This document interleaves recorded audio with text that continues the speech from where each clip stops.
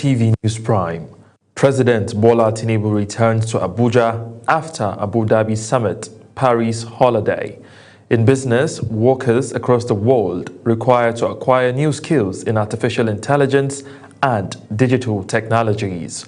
On the foreign scene, Museveni declared winner as opposition leaders reject results in Uganda presidential election. And in sports, Nigeria defeat Egypt on penalties to win bronze at AFCON 2025. Hello and welcome to all our viewers in Nigeria and around the world to News Prime on Global Television, coming to you live from the nation's capital, Abuja. I am Mukhtar Kasim. A quick reminder that Global Television is on DSTV channel 365, on StarTimes channel 276. And now the news in details. President Bola Tinubu has returned to Abuja after attending the 2026 Abu Dhabi Sustainability Week, where he witnessed the signing of a trade agreement between Nigeria and the United Arab Emirates. Tinubu's special advisor on information and strategy, Bayo Onanuga, confirmed the president's return in a statement released to newsmen. The president departed Nigeria for Paris on Sunday, December 28, 2025, for the remaining portion of his annual leave. He then proceeded to Abu Dhabi for the annual summit, which ran from January 11 to 15. Vice President Kashim Shettima has arrived in Conakry to represent President Bola Tinubu at the inauguration of Guinea's president-elect, Mamadi Doumbouya, following his victory in the December 2025 elections. The event marks the formal end of Guinea's 4-year military transition and underscores Nigeria's commitment to democratic governance within the ECOWAS sub-region. The visit also reinforces Nigeria's role as a regional stabilizing force while advancing diplomatic and economic cooperations between both countries. President of the 10th Senate, Senator Godswill Akpabio, Deputy President Senator Barau Jibrin, and Nasarawa State Governor Abdullahi Sule joined other political leaders and stakeholders in Lafia to bid farewell to the late senator representing Nasarawa North Senatorial District, Godiya Akwashiki. Delivering a condolence message on behalf of the National Assembly, Deputy Senate President Barau Jibrin described the late Senator Godiya Akwashiki, who died on December 31, 2025, in an Indian hospital at the age of 52, as a rare patriot, servant leader, and committed supporter of national unity and stability. Barau said the Senate would greatly miss Akwashiki's positive contribution to legislative excellence and quality national service. In the meantime, President Bola Tinubu has expressed deep sorrow over the death of Imam Abdullahi Abubakar, the chief imam of Ngar village in Barikin Ladi local government area of Plateau State, whose courageous action during the 2018 communal crisis earned him national and international recognition. The late cleric, who died at the age of 92, became widely celebrated after showering over 200 Christians in his mosque and residence at the height of violent attacks, standing as a powerful symbol of interfaith harmony and humanity. President Tinubu described the Imam as a rare moral compass and urged religious and community leaders across Nigeria to draw inspiration from his legacy by promoting tolerance, unity, and peaceful coexistence. The Minister of Information and National Orientation, Mohammed Idris, says President Bola Tinubu is laying strong foundations for long-term economic growth through bold policy aimed at stabilizing the economy and restoring confidence. Speaking while receiving members of the grassroots advocacy for Tinubu 2027 in Abuja, Idris said early signs of recovery were emerging across key sectors despite difficult choices taken by the administration. He reaffirmed the government's commitment to inclusive development and effective communication, stressing that public engagement and accurate information are critical to national stability. And now to security matters. Troops of Operation Haɗin Kai have neutralized several terrorists in Adamawa and Borno State after successfully repelling coordinated attacks on military positions across the northeast. The military said alert troops engaged the attackers at a patrol base in Madagali local government area of Adamawa State, forcing them to retreat without casualties to government forces. Follow-up clearance operations were carried out to eliminate remaining threats and ensure the safety of both civilian and military personnel. Operatives of the Department of State Services have rescued 2 pastors and a church member abducted by armed bandits while traveling from Kaduna to Niger State. The victims were freed during ongoing security operations, bringing relief to their families and the Christian community across the region. Church leaders commended the DSS for the successful rescue and called for sustained collaboration among security agencies, religious leaders, and communities to combat insecurity. Now, water remains the backbone of life, health, and development. Yet, for millions of Nigerians, access to clean and safe water is still a daily struggle. From homes to farms and hospitals, water determines survival, dignity, and economic progress. Sadia Yakubu reports on why water remains one of humanity's most critical needs. Water is the foundation of life. It sustains human existence, supports development, and powers everyday activities across communities. From drinking and cooking to sanitation and hygiene, water is central to human survival. The human body relies on water for digestion, blood circulation, temperature regulation, and overall well-being. Unsafe water sources expose communities to preventable diseases such as cholera, typhoid, and diarrhea.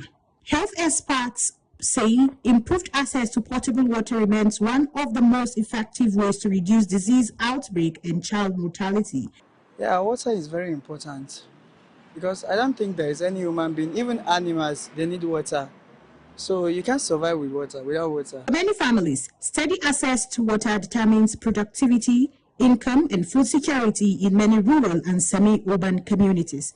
The burden of water collection falls heavily on women and children. They walk long distance daily in search of water, limiting time for education, work, and personal development. So even though we don't even bother to eat, but try and possible to take water in minutes, in 24 hours, in second minutes, because it's good. It helps your system, it builds your system. So we should learn how to take water more. Experts also want that growing population and climate change are putting increasing pressure on water resources. They emphasize the need for water conservation, improved infrastructure, and responsible use. Protecting water sources today is essential to guarantee availability for future generations. People use water. We drink water, we bath with water, we use it and wash. Then so water is very important. Water is very important. Water is more than a natural resource. It is life, health, dignity, and development. Sadia Yakubu, reporting for Global Television News. Water is the foundation of... And now to Jigawa State, where the police command has arrested 20 suspects and recovered 24,000 tablets of illicit drugs during intelligence-led operations across the state. Police said the drugs, valued at over 1 million naira, were intercepted while being transported from Kano State for illegal distribution. The suspects have been transferred to the State Criminal Investigation Department for further investigations and prosecution. You're watching the live broadcast of News Prime. When News Prime continues after this weather forecast, plus business, foreign, and sports stories on the other side of this break. Please stay with us.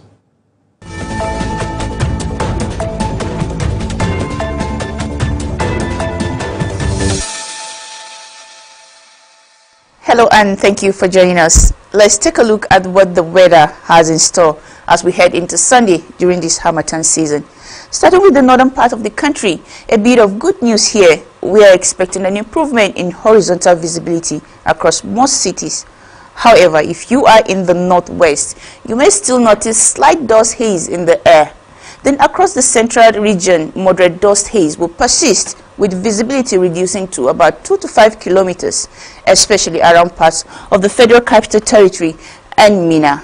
Now, turning our attention to the south, we expect a partly cloudy skies in the morning, but keep an eye on the skies later in the day, as there are slim chances of thunderstorms developing over parts of Edo, Oyo, Lagos, Bayelsa, Delta, Rivers, parts of Cross River and Akwa Ibom State. We anticipate an improvement in air quality. However, conditions will remain unhealthy in the northern and north central region, while the southern region is expected to experience air quality levels that are unhealthy for the sensitive groups. For our airline operators and aviation partners, a gentle reminder to always check for the latest weather updates via the NIMET eFlight folder portal. And that's our weather outlook for now. Stay safe, stay informed, and have a great Sunday ahead. I am Akani Samarda.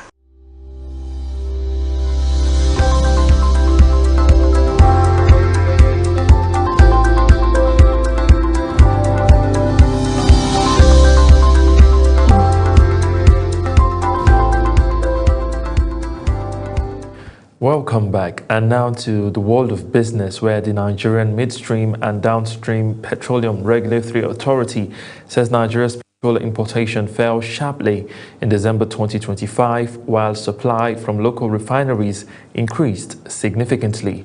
Data showed that imports declined by 19% as domestic refineries led by the Dangote refinery boosted output by 64%. The regulator said daily petrol consumption also rose to its highest level in December, reflecting increased economic activities. Workers across the world are facing mounting pressure to acquire new skills as artificial intelligence and digital technologies rapidly reshape the job market. IMF Managing Director Kristalina Georgieva stated this in a blog post which draws on new IMF analysis of millions of online vacancies across advanced and emerging economies. The fund disclosed that 1 in 10 jobs posting in advanced economies and 1 in 20 in emerging market economies now require at least one digital skill, underscoring how employability is increasingly tied to continuous learning and reskilling. Still talking business, 4 major aviation unions have issued a 14-day ultimatum to the management of the Nigerian College of Aviation Technology, NCAT, Zaria, warning that workers will withdraw services if the long-delayed reviews of staff conditions of service concluded. Air Transport Service Senior Staff Association of Nigeria, Nigerian National Union of Air Transport Employers, Association of Nigerian Aviation Professionals, and the National Association of Aircraft Pilots and Engineers said management has shown prolonged indecision and lack of commitment to staff welfare, despite repeated engagement and assurances, noting that the NCAT remains the only aviation agency yet to finalize its condition of service review. They warned that the failure to conclude the process within the stipulated period would trigger a total shutdown of activities at the institution, while the NCAT spokesperson Jude Amadi said he was unaware of the ultimatum but promised to confirm and respond. The United Nations World Food Programme has warned that Nigeria's northeast is facing its worst hunger crisis in nearly a decade due to the deep cuts in humanitarian aid. The agency said thousands are at risk of catastrophic food shortages, with millions of children projected to suffer malnutrition in 2026. Funding shortfalls have forced a drastic reduction in food assistance, raising fears of worsening humanitarian conditions across the region. And now to news making rounds on the foreign scene. Uganda's long-serving president, Yoweri Museveni, has been declared the winner of the country's presidential election amid allegation of repression, violence, and internet blockout. The opposition says the vote was neither free nor fair, as its candidate remains at large following a reported military raid. Our correspondent reports. Uganda's Electoral Commission on Saturday announced President Yoweri Museveni as the winner of the presidential election, crediting him with nearly 72% of the vote and extending his rule into a fifth decade. The commission said the result reflected the will of the people, with Museveni defeating his closest challenger, opposition figure Bobi Wine, who secured about 24%. Yoweri Kaguta Museveni, 71.65%.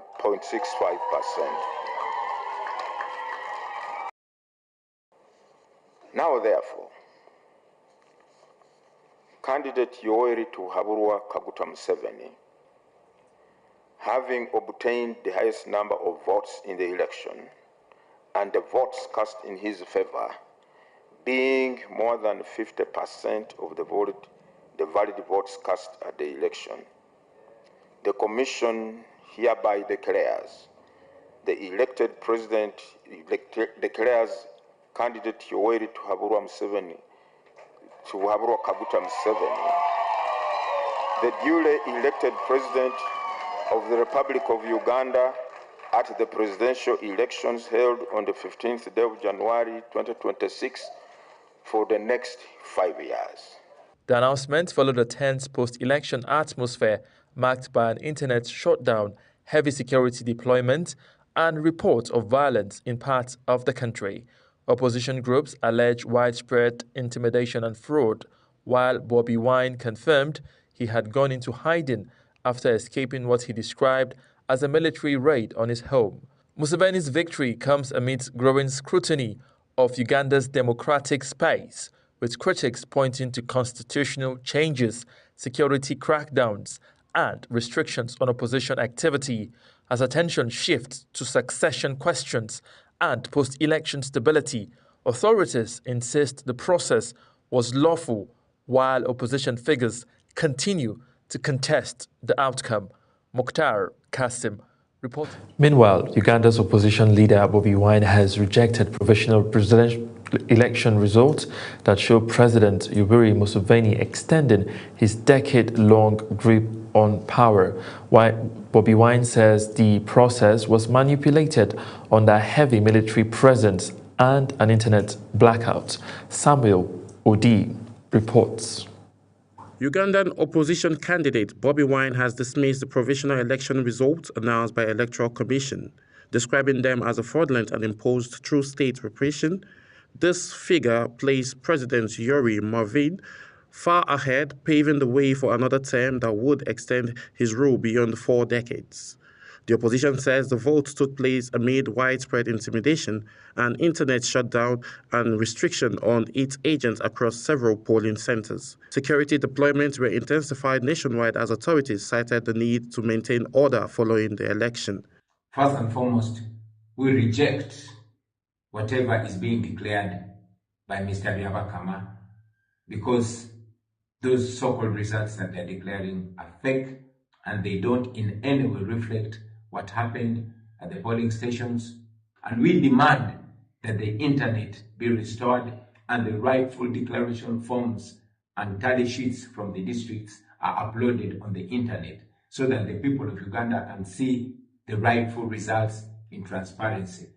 We also want to call upon the media, which has deliberately ignored what is happening in the country.